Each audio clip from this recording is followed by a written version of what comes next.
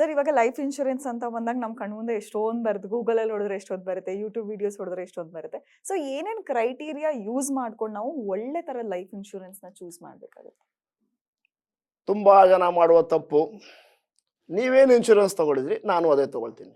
ತಪ್ಪು. ಯಾವ ಪಾಲಿಸಿಯನ್ನು ನಾನು ಸೆಲೆಕ್ಟ್ ಮಾಡಬೇಕು ಅನ್ನುವಂಥದ್ದು ನನಗೆ ಬಿಟ್ಟದ್ದು. ಅಂದರೆ ಅದರಲ್ಲಿರುವಂಥ ಎಲ್ಲ ಕಾಲಮ್ಗಳನ್ನು ನೋಡಿ ನನಗೆ ಯಾವುದು ಸೂಟೇಬಲ್ ಆಗುತ್ತೋ ಅದನ್ನು ತಗೋಬೇಕು. ಇವತ್ತು ನಿಮ್ಮ ಮುಂದೆ ಒಂದಷ್ಟು ಮಾಹಿತಿಯನ್ನು ಇಡ್ತಾ ಇದ್ದೇನೆ. ಭಾರತ ದೇಶದಲ್ಲಿ ಅಂದಾಜು 24 ಲೈಫ್ ಇನ್ಶೂರೆನ್ಸ್ ಕಂಪನಿಗಳಿದ್ದಾವೆ. ಅದರಲ್ಲಿ ಸರ್ಕಾರಕ್ಕೆ ಸೇರಿದ್ದು ಕೇವಲ ಒಂದು life insurance corporation of India. ಬಹಳ ಹಳೆಯ ಕಂಪನಿ, ಬಹಳಷ್ಟು ನಂಬಿಕೆಯನ್ನು ಗಳಿಸಿದಂಥ ಕಂಪನಿ. ಯಾಕಂದರೆ ಕೋಟ್ಯಾಂತರ ಜನರು ಲೈಫ್ ಇನ್ಶೂರೆನ್ಸಲ್ಲಿ ಪಾಲಿಸಿ ತಗೊಂಡಿರ್ತಾರೆ.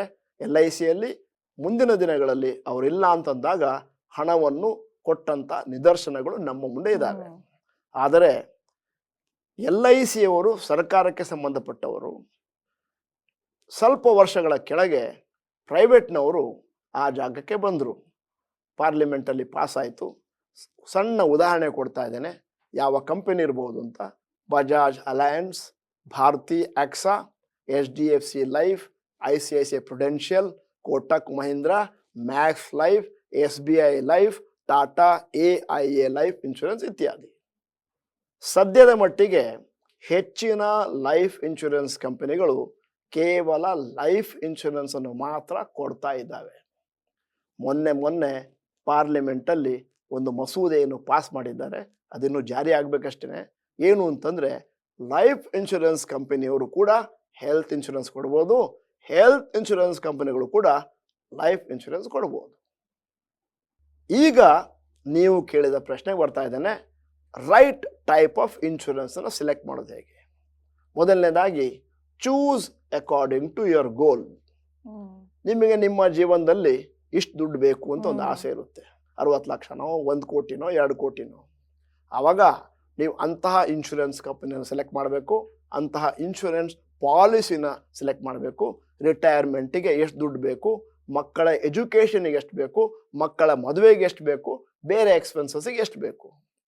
ಅಂದರೆ ಒಂದು ಪ್ರಾಬ್ಲಮ್ ಇದೆ, ನೀವು ಯಾವುದೇ ಎಂಡೋಮೆಂಟ್ ಪಾಲಿಸಿಯಲ್ಲಿ ಹಣವನ್ನು ಹಾಕಿದ್ರೂ ಕೂಡ ನಿಮಗೆ ಬರುವಂಥ ಲಾಭ 6% ಮಾತ್ರ, ಮತ್ತು ಇನ್ಫ್ಲೇಷನನ್ನು ಕೂಡ ಬೀಟ್ ಮಾಡೋದಿಲ್ಲ. ಆದ್ದರಿಂದ ಮುಂದಿನ ದಿನಗಳಲ್ಲಿ ರಿಟೈರ್ಮೆಂಟಿಗೆ ನಿಮಗೆ 60ರಿಂದ 80 ಲಕ್ಷ ಬಂತು ಅಂತಂದರೆ ಆ ದಿನಗಳಲ್ಲಿ ಅದರ ಕೊಳ್ಳುವ ಶಕ್ತಿ ಕೇವಲ 10 ಲಕ್ಷ ಇರುತ್ತೆ.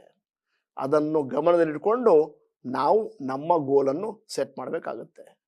ಒಬ್ಬ ವ್ಯಕ್ತಿ ಸ್ಮಾರ್ಟ್ ಇನ್ವೆಸ್ಟರ್ ಆಗಿದ್ದಾನೆ ಅಂತಂದರೆ ಟರ್ಮ್ ಇನ್ಶೂರೆನ್ಸ್ ತಗೊಳ್ಬೇಕು. ಅದಾದಮೇಲೆ ವರ್ಷ ಇಷ್ಟು ಅಂತ ಹಾಕ್ಕೊಂಡು ಹೋಗಬೇಕು. ಮತ್ತು ಉಳಿಕೆಯಾದ ಹಣವನ್ನು ಪಾನಿಪುರಿ ತಿಂದು ರೇಸ್ ಕೋರ್ಸ್ ಹೋಗಿ ಖರ್ಚು ಮಾಡಬಾರ್ದು. ನಾನು ಆವಾಗ ಒಂದು ಉದಾಹರಣೆ ಕೊಟ್ಟೆ. ಏನು ಅಂತಂದರೆ, ನೀವೇನಾದರೂ ಟರ್ಮ್ ಇನ್ಶೂರೆನ್ಸ್ ಹಾಕಿದ್ರೆ 9,000 ರೂಪಾಯಿಯನ್ನು ವಾರ್ಷಿಕವಾಗಿ ಕಟ್ತೀರಿ. ಅದೇ ಎಂಡೋಮೆಂಟ್ ತಗೊಳ್ತೀನಿ ಅಂತಂದರೆ ನೀವು 71ರಿಂದ 80,000ವರೆಗೂ ಕಟ್ತೀರಿ. 71,000 ರೂಪಾಯಿ ಉಳ್ಕೊಳ್ಳುತ್ತೆ.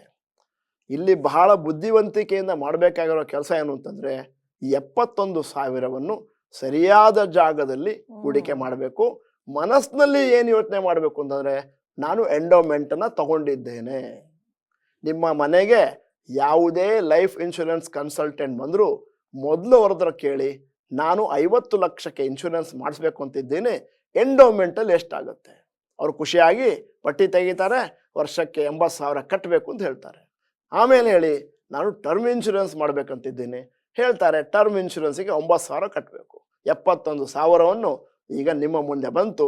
ಆ 71,000ವನ್ನು ನೀವೇನಾದರೂ ಫಿಕ್ಸಡ್ ಡಿಪಾಸಿಟ್ ಬೇಡ, ಮ್ಯೂಚುವಲ್ ಫಂಡಲ್ಲಿ ಷೇರುಗಳಲ್ಲಿ ಹಾಕ್ತೀನಿ ಅಂತಂದರೆ ನಿಮಗೆ ರಿಟೈರ್ಮೆಂಟಿಗೆ ದೊಡ್ಡ ಮೊತ್ತದ ಹಣ ಲಭ್ಯ ಆಗುತ್ತೆ.